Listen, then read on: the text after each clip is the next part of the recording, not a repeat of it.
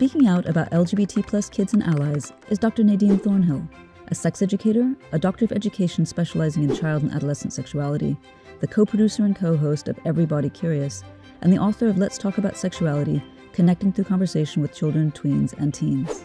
Sex positive and queer positive, Nadine co-stars in Everybody Curious, the YouTube series for kids aged 9 to 12 that features real children, some with disabilities, learning about bodies, consent, sex, and relationships. Episodes include Just Say Gay, Orientation, and Love is Love.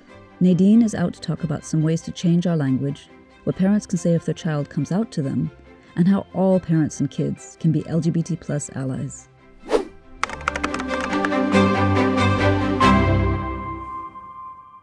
So I've always thought that an amazing thing about people who are LGBT plus is that, unlike straight people who don't have to question their sexual identity or have to come out as straight because we live in a heterosexual culture by default, people who identify as LGBT have to go through three phases where first they realize that they've got sexual feelings that set them apart from the norm. Then they have to struggle with or accept those feelings. And then they have to decide whether they're going to make those feelings known to their family and their friends and the world at large. So automatically, they've had to confront difference in themselves and be self-aware. But tell us, Nadine, how young might someone be when they first start having LGBT feelings, even if they don't come to terms with them or express them till later on? I've certainly heard of people who, looking back on their lives, have realized that they recognized, if not specifically that they were queer, that there was something different about the way that they sort of experienced attraction or related to romance as young as like 2 and 3. Can you talk about how, in your experience, kids these days can be really accepting of gender fluid identities? And it seems to have happened pretty quickly and pretty naturally with kids. Kids in general are able to accept and sort of synthesize what we might think of as complex concepts because they're in that phase of just sort of learning and taking in information about the world.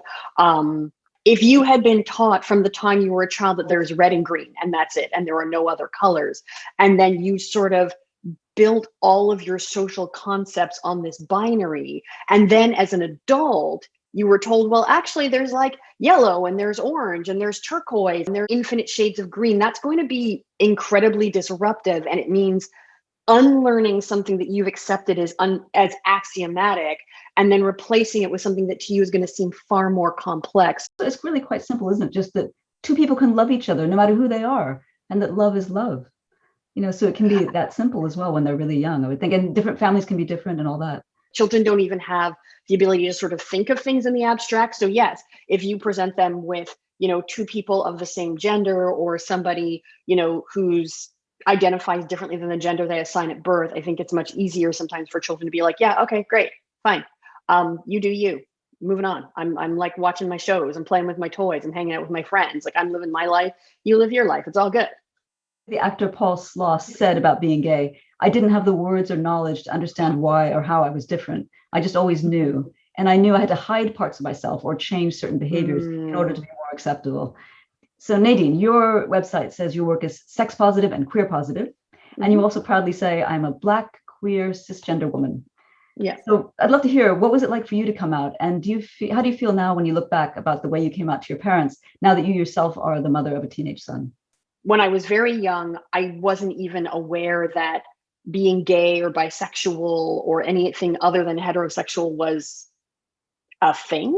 Because I didn't have the language and I didn't have the concepts, I never thought in those terms. And then when I finally started learning about sexual orientation, it was often presented to me in the context of it's who you are in a relationship with or who you are having sex with.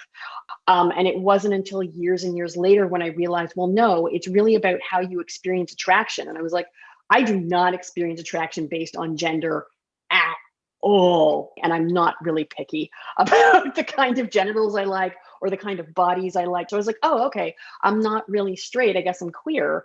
And then once I realized that, I thought, well, okay, yeah, that makes sense. That tracks.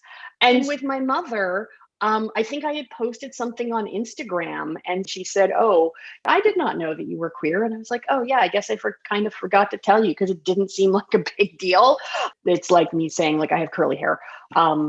I'm queer, just FYI.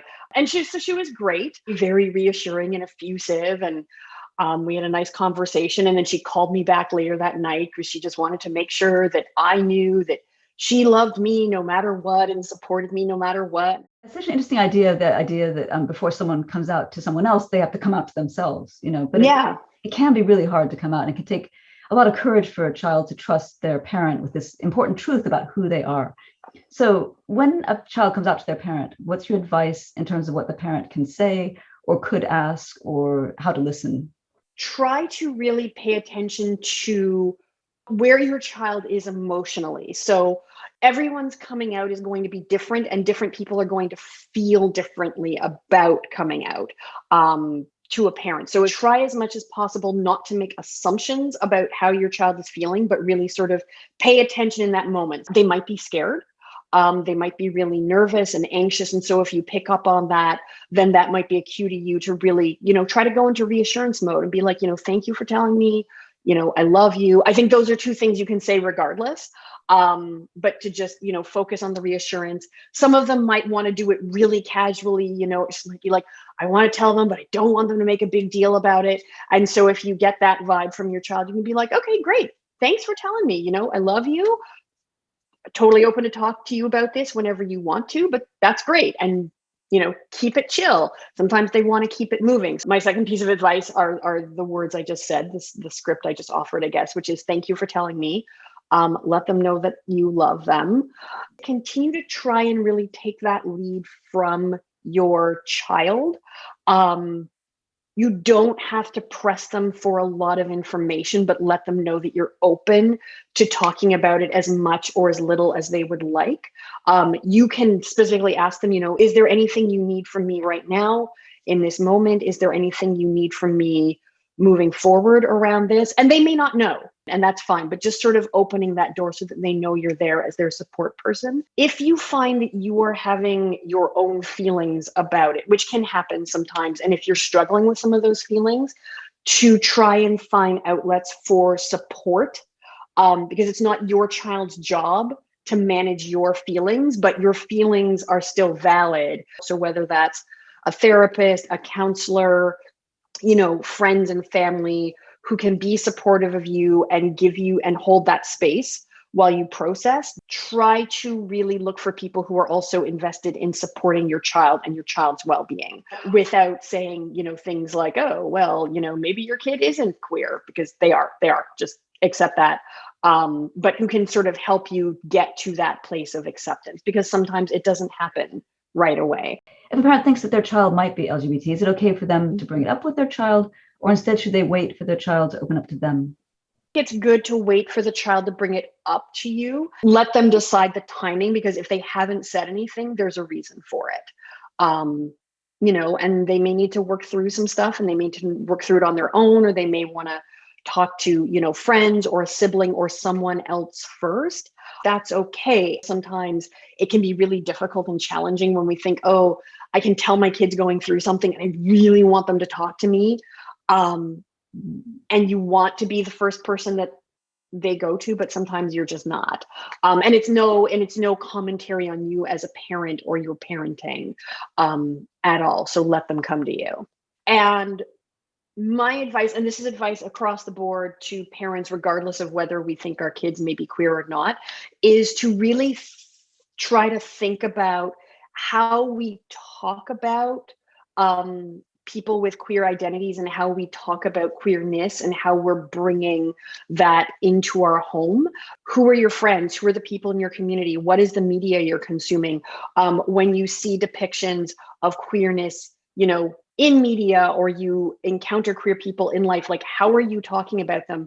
Being conscious of all that. If you have been, positive and supportive, if your kid sees that, I think it's generally going to be easier for them to then come out to you if they need to. Do you like the idea of parents asking their child if they know any kids or parents or relatives or historical figures or celebrities who are LGBT? Certainly, if you have like a little tidbit about, some cool, like, queer historical figure that you want to share with your kid, or you're like, hey, my kid's really into, this particular celebrity and they're gay and I don't know my kid knows that, that would be pretty cool. It's totally cool to open up those conversations. What can parents say or do to help their younger kids who are LGBT, or what can parents say or do to help their older LGBT kids? Regardless of a child's sexual or romantic orientation, which a lot of times we as adults won't be aware of because they, again, haven't developed the language to talk about it, or that's just not really where their focus is as kids. There are so many books and TV shows and, internet content that is, targeted towards children that include folks with queer identities and have queer representation. So, bring that into your home again. Thinking about your social circle. There are a lot of really dope queer and trans and non-binary folks out there like that you might want to get to know and hang out with, and they have families. So, chill with those families sometimes because they're rad and could be really awesome friends. You can just sort of focus on like, what am I doing for myself? What am I watching? What am I reading? What am I listening to? Who are the people in my life? Your friends, your family, your coworkers, your community. So hopefully some of those folks are queer too. 99.9% of what we see in our culture is so heteronormative and so heterosexual, and so counterbalance it with something that's different, and and so I think but it's really super important for parents to show that their kids that they're good LGBT allies, and then they can encourage their kids regardless of their orientation also to be good allies. I think another important thing to think about too is the language you use. Like, it can be kind of deliberate, but you should catch yourself and say, one day you might have a girlfriend or a boyfriend, and say, a mom and a dad, or two moms and two dads, and just make that part of the way you speak to show that you're accepting and open-minded. Absolutely. You can be really gender neutral about it. Be like, someday you might date somebody.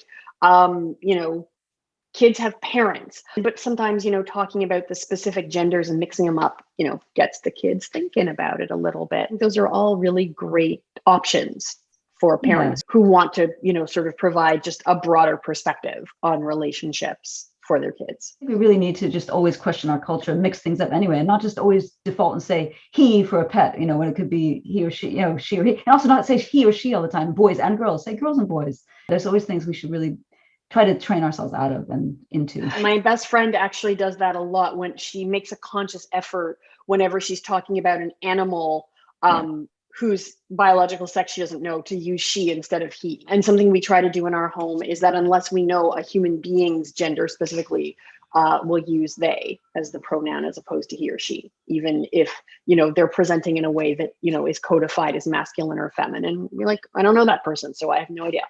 One of my values is like humanity before grammar, and so if using they or zir or here, honors somebody's humanity, then I'm like, that's more important than the rules of grammar. The rules of grammar can be changed. But that's also how we're going to change people's mindsets, and quite quickly. Too. You see that, in meetings on Zoom, sometimes you'll see somebody puts in brackets, or at the end of emails, what they would like to be defined as, their pronouns, she, her, he, them, or whatever it is. Yeah. You said on the podcast, Your Parenting Mojo. What can I do to make it easier for my child to let me know who they are as they learn who they are? And as a parent, I get to discover who my child is, and that's an adventure. And it's just so fantastic. That's what I want to try to do, like not only in terms of my child's sexual orientation or gender, but just who my kid is in general as a person. I try to listen, which is difficult because, as folks may have gleaned, I really enjoy talking. And when he tells me things, on my best days, I try to, take a breath. And even when I might hear things where I'm like, oh, I'm in my feelings about that, I'm like, okay, that's fine. Let me just hear what he has to say. I try to be like pretty just open and receptive to who he is, and be there as that supportive person, the person offering advice if he wants it, offering information. Yeah, the whole thing about critical thinking and good decision making is so important. And it's so important for schools to make LGBT people and issues more visible, both in the school environment with flags and posters and things, and in lessons. And that's really crucial in tackling discrimination and bullying and internalized homophobia that kids might feel. So this year in England, there was this LGBT plus manifesto created by kids aged 12 to 20. And I was struck by two quotes from these young people. One, if there's no LGBT sex education, then kids will think it's not normal to be gay. And also, LGBT should be covered in all classes in school. If you don't learn about it, you can't be kind, which is such a tremendous thought. It's just amazing.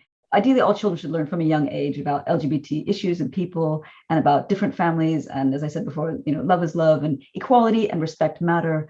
And people should be free to express their true, authentic selves and be who they are. So talk about how learning about all of this is important for all kids. I'm such a huge fan of youth being able to take charge of their own education, their own sex education. And I think we should be listening to them way more than we do in general. I want to see more openly queer teachers, queer folks in administration. So it's not just, we need to talk more about these people. It's like queer people need to be at the forefront of all of these initiatives and all of these lessons. Make room for queer teachers to be able to be like openly and proudly queer in a classroom, regardless of what they're teaching. It's like your cool, awesome queer math teacher. Yeah, dope. Because that's also what's going to normalize queerness, because it is normal. It's part of the spectrum of like human experience and expressions. No, I agree. The whole thing of visibility, the whole thing of, you can't be it if you can't see it. So that's for the people who feel LGBT, but for everybody just to see that, everything is okay. The way it's people fine. are, fine. Exactly. Absolutely. And I think queer people are also uniquely positioned to talk about what's needed because they're living it. If you're willing to listen to them and you're willing to like give them space at the table, just be like, yeah, I know, because I've been queer my whole life. Here's what I needed that I didn't get, or here's what I need now. And it's, pretty straightforward. No pun intended. Can you give me a final sort of, I don't know, off the top of your head, just a killer sentence that we can wrap up with, I don't know, for parents and kids and LGBT identities and allies? Every single human on earth is affected by sexuality Exactly. in some way or another. I don't think we can ever go wrong by accepting and embracing who people tell us they are. Just, people know who they are at their core. So let them be that and embrace it and love them for it, accept them for it, and make space for them. That's, yeah.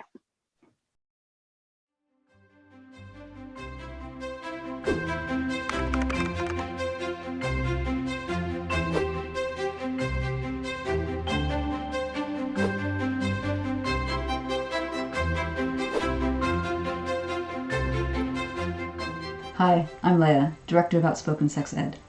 We're out to make parents feel more comfortable and confident talking openly and honestly with their kids about sex and relationships topics, and even enjoy learning from them. Outspoken is a social enterprise, which means that we survive in large part thanks to your donations. So please head over to outspokeneducation.com. It's our great website where you can donate and sign up for our fantastic newsletter and begin having these conversations more easily and openly with your kids starting now.